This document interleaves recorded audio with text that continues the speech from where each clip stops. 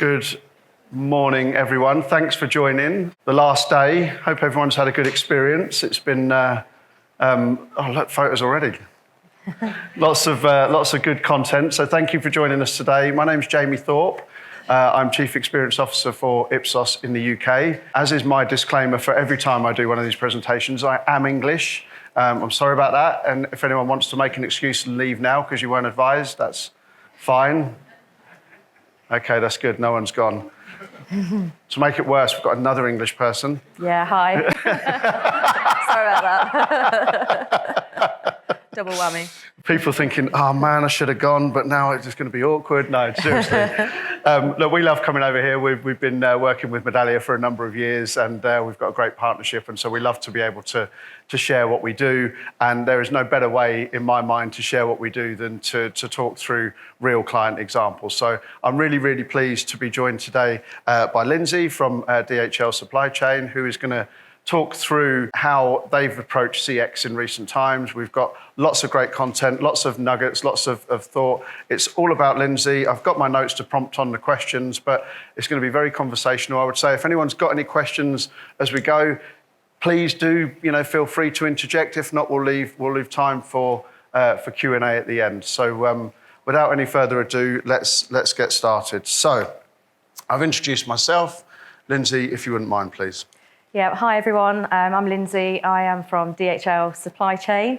I'm Customer Experience Director, so I'm responsible for our customer experience strategy in the UK and Ireland region. So I look after our customer survey and a number of different customer focused activities that we do. I sit as part of our chief customer team, so alongside our sales teams and sales operations. So. Very good, thank you. And I've known Linzi for a number of years. I should say the award-winning Linzi, Hindle and DHL, but we'll come back to that. So what would make sense to start with is an introduction of DHL Supply Chain, please. Yeah, sure. So, DHL Group is the world's largest logistics organisation. I am part of Supply Chain, which is traditionally warehousing and transport. You may be more familiar with kind of our DHL Express kind of division, which is kind of more like FedEx, a UPS type proposition, which is B2C, B2B. DHL Supply Chain is purely B2B. This is us globally in terms of nearly 200,000 colleagues across 5 different regions. Within the UK and Ireland, there's 37,000 colleagues. We've got hundreds of customers. And we cover all sectors, so from manufacturing, healthcare, retail, consumer, convenience. Ultimately, it's about our customers putting their business into our hands and us delivering their customers' promise. So a lot of responsibility. And the promise of the experience of receiving a product is critical nowadays. Yeah. So that, I know, has evolved within DHL over the years. So could you talk a bit about what the business appetite for CX is like within DHL at the moment? I'd say it's really good and it's growing. I've certainly seen a change over the last... I've been with the business for 15 years. So when our strategy for 2025 was launched back in 2020, we had 3 kind of key pillars, being provider of choice, so our customer's choice, investor of choice, and employer of choice as well. So, our EX, CX, and obviously our growth as well. And I've seen that evolve and grow, to the point that we have the ambition to demonstrate best-in-class customer experience, and that's coming through from the top and permeating through the regions as well. And you've launched your 2030 strategy now. We have, yes. It's kind of hot off the press. So we're keeping the 3 pillars. There is an addition in terms of sustainability for the future as well, as we get more and more into sustainable logistics, electric vehicles. Obviously, that's got to be a key thing for all of our future. But customer experience is still top and centre. And as I say, the best-in-class customer experience is really what we're trying to define. And it's absolutely my mission sort of to take forward in the region. And you've got, I asked about business appetite and we talk about engagement within the organisation, which we'll talk a little bit more about. But you've got great sponsorship for you and your programme. Yes. Which I know is important to anyone who wants to get a CX programme on the table, at the top table, and get that engagement. So you've got that. Can you talk a bit about who and how? Yeah, I'm very lucky in that respect. I think we've heard it quite a bit over the last couple of days in terms of senior sponsorship. So I think my CEO within Region is probably the most customer-centric person in the business. He's evangelistic about it, so which makes my job kind of a lot easier. I report into our CCO as well directly, so being able to have that voice at the board and share our customer insights and our actions is really key. And we'll talk a bit about how we get that engagement and what happens when they get that engagement. But your CEO goes directly to employees who get good scores? Yeah, he does. So when we run our customer survey 3 times a year, we have it open for a month at a time. And our CEO is, when we're looking at all of the usage within Medallia in terms of who's logging in, because we've got an open license agreement, our CEO, Saul, is always the top one. He's literally in there, when the survey's open every hour or so. And he will send a personal email to our colleagues, because every one of our customer has what we call a follow-up owner who is responsible for following up with that feedback and closing the loop. So Saul will write a personal email to that DHL person just to say, well done, great to see 10 out of 10 coming through from your customer. So that's where it is now. So let's go back then to where it started. So DHL has always had a focus on experience, but sort of 9 years ago was when CX really started to change. Yeah, prior to that, it was kind of before my time in the respect of working in a CX role within the business. But I'm aware that there was quite a deep, long interview that used to happen with customers, I think kind of every couple of years, which probably took about 6 months to put an insights report together. And, by the time it was put together and shared, it was kind of too late really to act on it.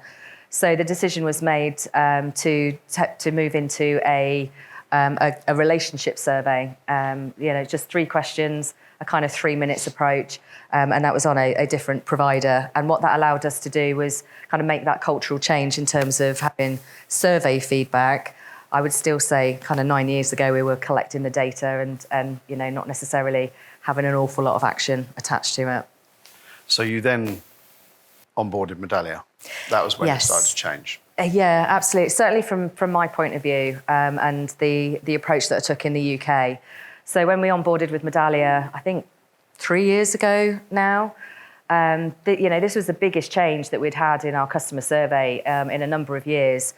We have about 220 follow-up owners in the business who are having that man-marking conversation with our customers. So we made the decision to speak to every single person individually, to make them aware of the change, talk them through the new system, give them access, sort their license out. And as a central team of me and one other at the time, obviously that was quite manually intensive, but absolutely worth it. Moving away from kind of the mass communication where you send out to 200 people and it just sort of falls into an inbox. Actually having that one-on-one conversation and taking them through made them feel that they were engaged and when it did actually roll out, everybody knew what they were doing. We got so few queries through. It was unfortunately very easy, obviously, for those of you that are familiar with Medallia. It's pretty intuitive, isn't it, in terms of looking at the information. So yeah, that went really well.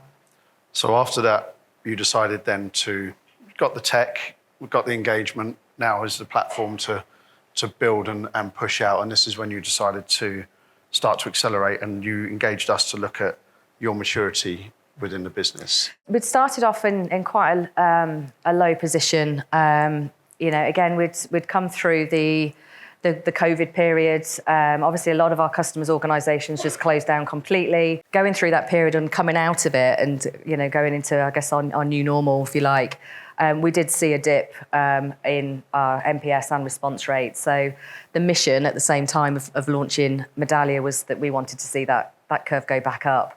So probably about 8 months in, we'd gone from a kind of 30-40% response rate to over 80%. And our NPS was doing that kind of steady increase as well. So it got to the point where it was kind of, this feels like the right kind of time. We've had some really good successes. We know where we've been quite strong, but actually, how do we keep challenging ourselves? How do we, what's next? And how, rather than kind of making it up ourselves, it's great to have that, those fresh eyes and the experience of kind of yourselves to look at and help kind of look at that future strategy together.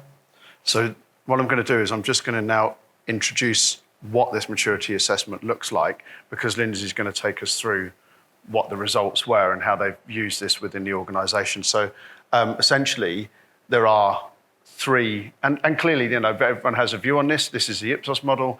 There are 3 levels of maturity, and there are 6 competencies when it comes to CX maturity. And this has been peer reviewed to within an inch of its life. These 6 competencies around the outside are what we see exemplars doing to drive leading CX programs. So we use this as a baseline, as a benchmark. There's lots of different sectors, different geographies, and it's an exercise that enables us to go into the business, enables the stakeholders within the business to engage other stakeholders and get a real view on how mature the organisation is at the moment, where the gaps are, where the opportunities are, and then create a roadmap for the future. And so where this was so perfectly timed and primed, if you like, within the organisation, within DHL, having been on a part of the journey, having done it too early might have been a mistake. Having done it when it's just been started, we're a part of the way through the journey, enabled them to start to build that out. So that's what the maturity assessment looks like, and that's how we are using it within the business to drive engagement and build out that plan and that roadmap. So you mentioned that you launched Medallia and you wanted to test and think about what's next. How was this received within the business? I mean, the project around completing the assessment involved a number of stakeholder interviews. So I think we had 4 or 5 of our board members that took part in that, and then some of our sort of functional senior leaders as well took part, and also a number of, I think, 50 surveys. And we had 100% completion across the project, which is great, which I was thrilled about, because I believe it hasn't happened before. It's quite rare that everybody, because when you go into, and we go as high as we can, and we go to the front line as well to get a real view on this. But to have 100% completion is quite extraordinary. Yeah, we were really, really pleased with that. And I mean, for me as well, completing this was. I mean, you mentioned, doing it too early would have just kind of blown my mind a little bit, because there would have been so much insight that came out. It's kind of, where do you start? So choosing to do that a little bit later was really helpful. So some of the feedback that we got through absolutely made sense in terms of where our strengths were, but gave us some really good kind of nuggets to think about, how we kind of take those things to the next level. But in terms of overall engagement, one of the things that I wanted to do as well was really connect our business. With logistics, we've got subject matter experts across all of the different functions, and just to really connect with my industry, our industry, and what customer experience is about more holistically, and why that it is really important, because it plays into all of these things. It's not a standalone, it's kind of in everything that we do. And how do we take the insights and blend that into everything that we're doing? So we've got a slide on the output. There, think of it as a sort of tip of the iceberg, if you like, because what comes out at the top is the score, if you like, on how the business is doing against foundation, practice, and leading. And then we look at scores against each of the competencies around the outside. We use exemplars and we build roadmaps. So we've got a slide that Linzi is very happy, very kindly for us to share, which shares some of the output. It doesn't show the overall score, but you can talk through that. There's some of the output that came out from this piece of work. Yeah, so we were like 2 points off of leading, which was both really pleasing to see, actually, in terms of how much we had already achieved. But obviously slightly disappointing that we didn't get into that top box. But I kind of took that away as, actually, we've got a whole opportunity to get into that next time around. You keep looking at me like it was my fault. I know. I know. I'm kind of thinking of Will yesterday when he said about kind of, being in the top 50, and then just that desire to then kind of want to get to the next pit. So kind of something that we needed to hear, really. So in terms of like the CX Insight ecosystem, strategy and sponsorship, already mentioned around the kind of pushing into our board, and the evidence impact was very much around the close the loop cycle. So our survey is kind of deliberately simple because with some of our relationships, we could be with our, different brands for 20, 30 years. You don't need a survey to tell you how that relationship or that partnership is going, because the teams should be pretty much knitted together. However, it is a point of, it's a stake in the sand.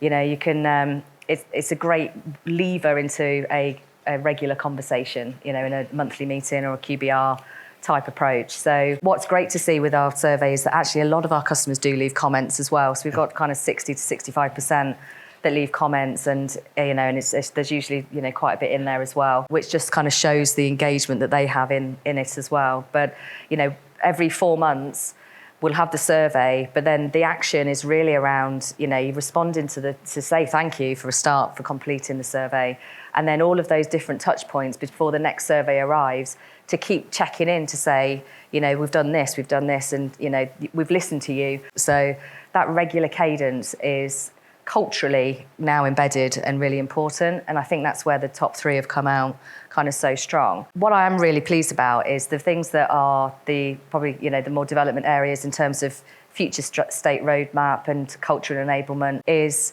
really around how do we really bring customer experience into our connected strategy at a group level as well, or certainly within our supply chain level. So when this was completed last year, it was kind of pre-2030 launch. So I was able to share this with my global team and also Medallia, and great to hear from them that actually the outputs of us doing this in the region did actually kind of influence some of the structure that we've now got in place around that global strategy, which the regions are now all involved in as well. So it's had a real good kind of knock-on effect in terms of what we're going to be focused on for the next 5 years.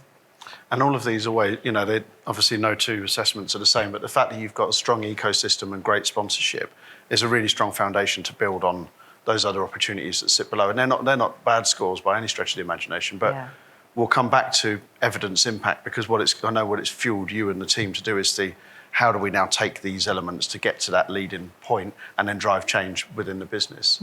One of the things that just wanted to call out, the comments are really nice. It's always good to get comments from people. This link to the bottom line, so this evidence impact is something that we'll revisit, because it's something that's really important within DHL and has been mentioned a few times over the last day or 2 in terms of how we link to return on investment. So we'll come back to that. But good results, and then there's obviously a wealth of information that sits behind this to support. When you look at adoption and engagement within the business, I know you've done a couple of different things, because this is engaging people it's a statement to the business to say, look, we are pushing on in CX and we want your views, we want an assessment of where you are. What techniques did you use? How did you drive engagement and adoption within the business for the programme?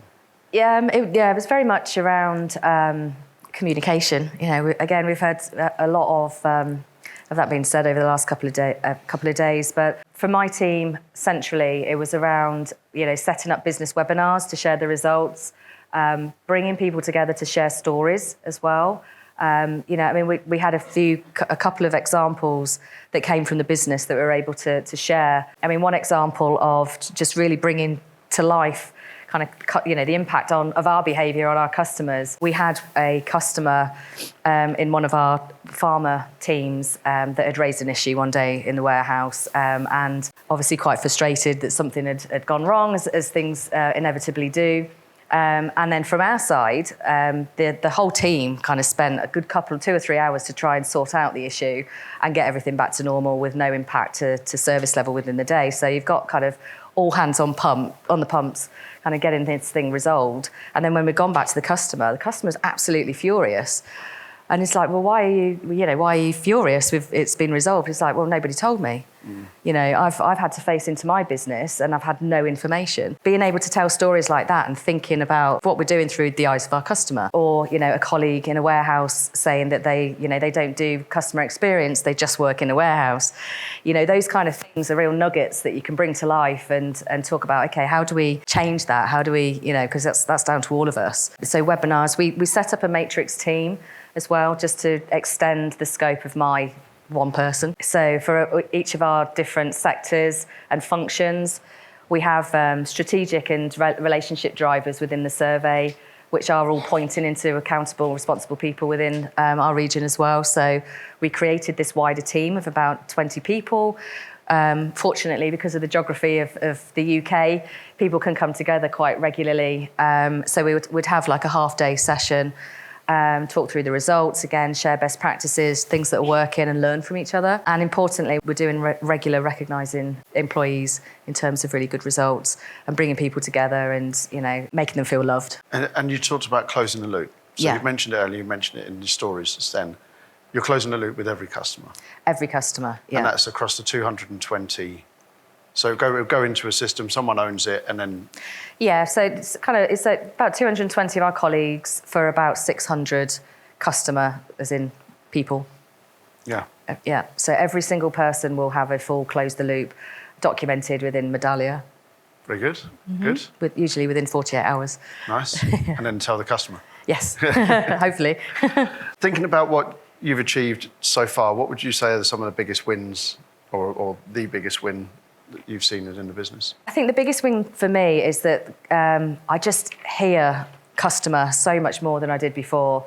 If our CEO, for example, is doing a town hall, customer is always at the front. You feel and hear that through the business. So much more than it ever was, 2 or 3 years ago. Also getting our colleagues engaged. We've run kind of customer campaigns, Love Your Customer, and seeing people through our internal kind of comms channel, like a LinkedIn or a Facebook for all of our colleagues, where you can share posts, make posts and recognise people. To see all of that chatter coming through when there's an event going on is just really rewarding to see, because the Love Your Customer event was actually an idea from one of my team, and she kind of put it all together. I was the real brainchild behind it and shared it out, and then to see kind of hundreds and thousands of colleagues getting involved, is so rewarding. Very good. So culture change. Pardon? Culture change. Culture change, yeah. Absolutely. Okay. Normally when we're with a client in this situation and sometimes they're trying to get up to the C-suite or trying to get buy-in for the program for investment or support, normally we go into financial linkage, which we're going to go to next. But the reason I preface it with that is that in this example, we've got an engaged CEO. Yeah. We've already got a relatively high score, but we're looking now at financial linkage to really drive home that story. And I get that the utopia is we're doing all of this to make everyone's lives better, but ultimately there is always a pressure on, what is the bottom line, what is the financial return? That's the reality of business. So can we talk a bit about how important financial return is it gets raised a lot, it gets discussed a lot. How important is it within the circles that you're engaged internally? Yeah, very much so. I mean, it's regularly said that, happy customers will stay longer and do more with us. I think intuitively that's right. There is also a nod to the complexity of the contracts that we manage. I guess the cost of change can sometimes outweigh that as well, so it can get a little bit clouded. So it's not a direct link. But I think for me, this is our next stage, actually, in terms of looking at our ROCE. We're actually working on the project at the moment. It's kind of, everybody knows it and everybody believes it and understands it, but to have some real hard evidence is absolutely what I need. So that's what we're doing. So I'm going to introduce the second concept here. This is now what we're doing within DHL to help tell this story. So ROCE is return on CX investment. It's a model that we use, again, that's been tested and peer reviewed within an inch of its life, but the principle is to be able to draw a connection between your customer experience and your financial return. And there is a connection. We always talk about it and people know it instinctively, but we want to be able to actually evidence it and actually be able to tell the story. So when you look at the ROCE model, there are multiple different facets, if you like, and different organisations will have different views on it, but we're in the process of doing this now. We're in the initial stages of looking at this. This will go to the CEO, and this will be communicated within the business. Mm-hmm.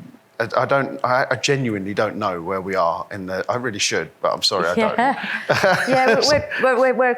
We're in this sort of the kind of data crunching phase. With our survey, we have, really good information and data in there, but it's in terms of, if I compare it to a B2C, the actual data points are not huge, so we're working with a relatively smaller data set, and then trying to make sense of that through our financial performance. I think some of the things that are coming through early are the things that we would expect. So, actually there is evidence that customers that are happier are staying longer and doing more with us, which is great. So to be able to put some sense around that through the numbers will be good. I think we're starting to find some early signs around our passives as well. And actually the value that sits within our passives. So I think I'm interested to unpick that a little bit, because if nothing else, it might just change the dialogue a little bit around our focus and our behaviours. It's not just about protecting your promoters or managing your detractors. Actually, this is a really hugely important demographic that we need to take care of. So, and also perhaps accepting that they may never be a promoter, because they're perhaps maybe the senior leadership in our customers' organisations that, strategically are only going to ever give us a 7 or an 8. I'm going to move us on in the spirit of time, but the thing that I just want to call out from an operational point of view is that the output on this is normally what is a 1% improvement on your experience, whatever that metric might be, because we're normally working with massive organisations that are enterprise grade. You don't need to be looking for 10, 20, 30% improvement. 1% will make a massive difference. So what's that 1% worth? And then we normally communicate that within the organisation. If you think about the Medallia users in the room, thinking about your impact analysis, looking at what the percentages are of things that are going well and things that are going badly, it helps you get that into your narrative. So it'll be really interesting to see what the outcome is on that. But I know it's, I do know it's being worked on. Yes, I'll let you know. I just don't know the detail. I've embarrassed myself there. Can we talk a bit about road mapping? What are you planning on doing next? What's on your... I mean, a lot of it's come out of the maturity assessment. Yeah. To share. Yeah, a lot of it is around Roxy, obviously. We are also, the regions and our global team are looking at our kind of customer experience success principles and what they mean, and then how we turn that into more of a holistic program, which kind of nods into having governance around our practices and linking that into that kind of best-in-class customer experience. We are a operationally efficiency-focused business. So what I'm really keen to do is look at how we link that culture and blend all of those customer behaviours into all of those different processes as well, and that mindset. And some top sort of ad hoc things as well that we're looking at is kind of social media data as well. So better understanding our customer's customer. Certainly when we're working with our sales teams, how can we help them research and understand our customers' brands so they can have better, more informed conversations to better understand our customers' business. And also looking at the linkages between employee experience. I think we've had a few kind of light bulb moments over the course of the last couple of days, and some ideas to take away in terms of perhaps which populations of our colleagues we could engage with, certainly around our account management community, for example, and how we can kind of link those data points together a little bit more effectively. I might pivot a bit and ask you about the employee actually in a second. One thing I just want to pull out is the governance piece. I know it's not sexy, but it is so important, and I can see loads of people nodding. I've seen a few programs with some very, very big brands where there's no governance, and it is the total Wild West, like absolute mess. So the governance, these guys have recognised the need for that governance, and just would say to anyone, it's a whole subject, in its own right, but say to anyone, if you're questioning governance and how important it is, I would say it's critical. But yeah, it's good that that's on the list. Yeah. Bless you. Can we pivot to EX, because you've got? Can you tell us about your three values internally, and then talk a bit about employee as well? Yeah. So we have behaviours ultimately in terms of being a colleague within DHL Supply Chain. We talk about head, heart, and guts. So thinking, being results orientated, having purpose, creating trust, which is the heart, and then the guts is really around focusing on priorities, managing change, those kind of things. So as we go into Strategy 2030, we're also introducing a bite. So head, heart, guts, and bite. And what this is really trying to convey is that, having an entrepreneurial spirit, having the will to win, to be successful across our organisation. And that kind of appeals to me because, nobody's telling me what to do in this space, which is great because I can go off and, create it with my team and with the help of my colleagues, in the regions and globally as well. And we can kind of really take that passion and do something with it. Very good.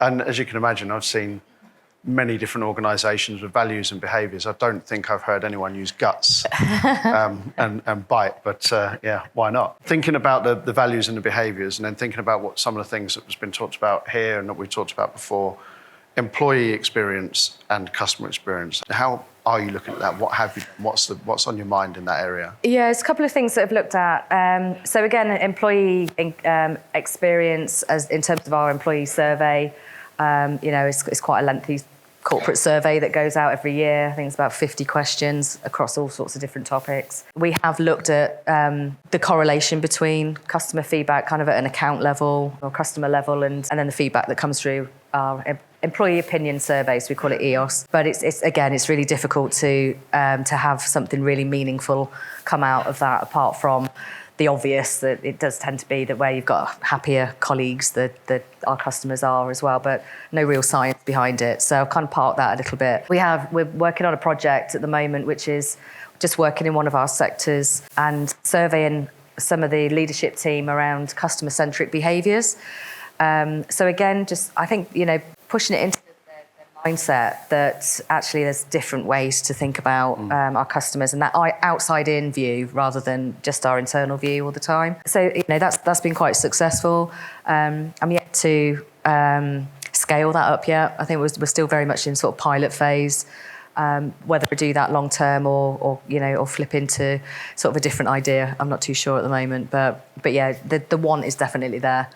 Very good. So. Interesting. I've got one more question and then I want to try and come to Q&A because we've only got a few minutes left and there's a couple other things I want to share quickly. We've spoken for 35 minutes plus and no one's mentioned AI,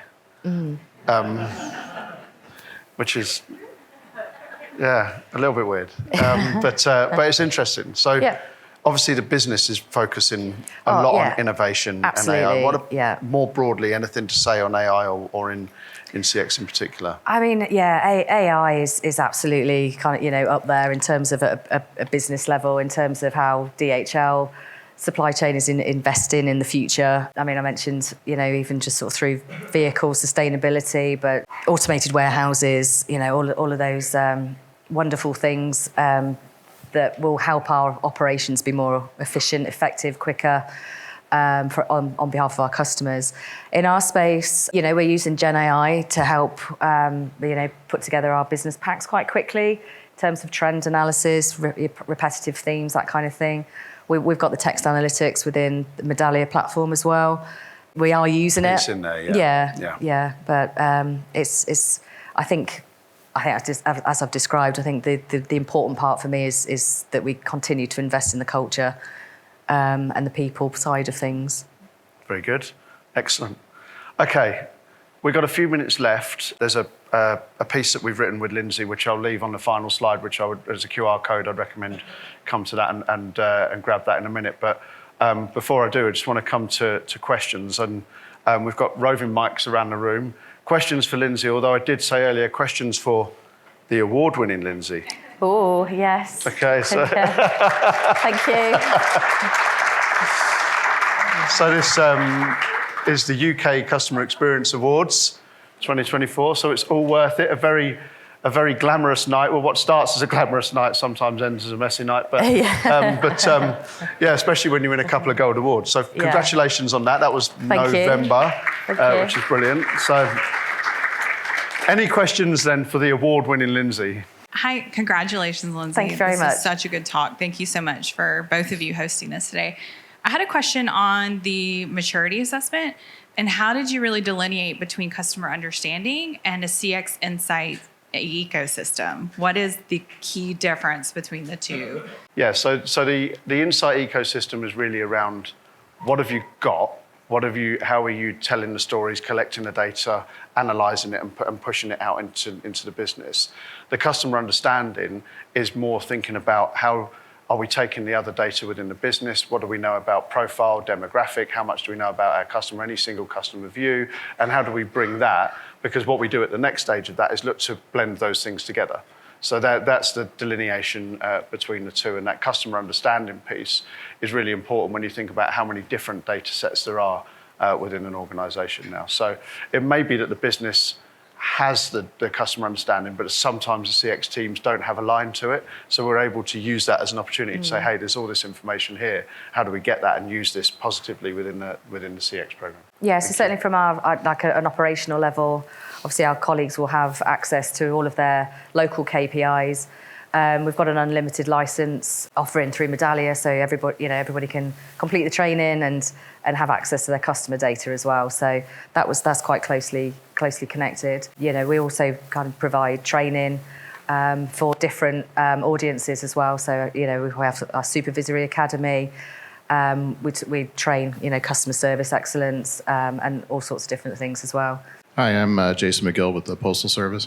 On the return on CX investment, the advocacy piece, I was just wondering if you could talk a little bit about how you think about that besides NPS, if there's other things that go into that. When we're looking at ROXY, so ROXY is a longitudinal study looking at the data we have in terms of what customers actually do, but we're taking multiple data feeds and we're looking at the attitude towards the business. So it's not just NPS, we're looking at text analytics, we're looking at other metrics, and then we're looking at behavioural activity to try and draw a link between the two. Because I think if anyone was in the chat that we talked about, in the one that we did yesterday, NPS alone, I did see Fred upstairs, by the way, so he said he's fine for me to say this. NPS alone is not enough. We have to go really deep because what people say in their comments and what they actually do in their behaviour is how we link that to ROXY. If we just did it on what people said they might do, it's not accurate enough. So look at repeat purchase, we look at transactional value, we look at types of products that they hold across what an organisation might have, because those behavioural pieces are indicative of what the customer's attitude towards the brand is. Two of the key things that we're looking at is our AGP, for example, so our commercials, and also our opportunity values that are coming through. Hi, Dylan Kalo from B&H Photo. So earlier you mentioned that your response rate went up from 40% to 80%. If you can you please give some information regarding your invitation, if you guys did anything special or made any improvements to that? Yeah, so the key thing for us is that we invite our customers into the survey. We don't kind of select and then just send. So there should be an interaction with, again, our follow-up owner or account owner to say, either onboard them into the survey because they've never done it before and explain what it is, what we're looking at, why we do it, or if we're going through our usual cycle, just to have that marker to say it's come in, create a bit of excitement around it. We did go through our data quite significantly as well. So having a regular data cleanse of customers that you're sending the survey out to make sure that they are working on the account, that we've got a good coverage against different stakeholders in our customers' organisation as well, so that we've got our VP exec level directors as well as the kind of our day-to-day contacts that are working on our contracts. So having that as a regular cadence through every survey has been a key driver for the response rate. And I mean, we've had 7 consecutive surveys now where we've been over 80% in terms of response rate, and we want to hit 90 by the end of the year. I just want to share one final slide, which is, as the one I mentioned earlier, we've literally just released this in the last couple of weeks, I think, Loz, if that's right. And Linzi's very kindly shared some of the top tips of the things that they've done. So I'll leave this on the screen. If you want to come in, if you can't grab the QR from where you are, want to come and grab that, it's just a download and it's well worth the read. So thank you very much for attending. Thanks for the questions. And mainly thank you to Linzi for sharing. Thank you.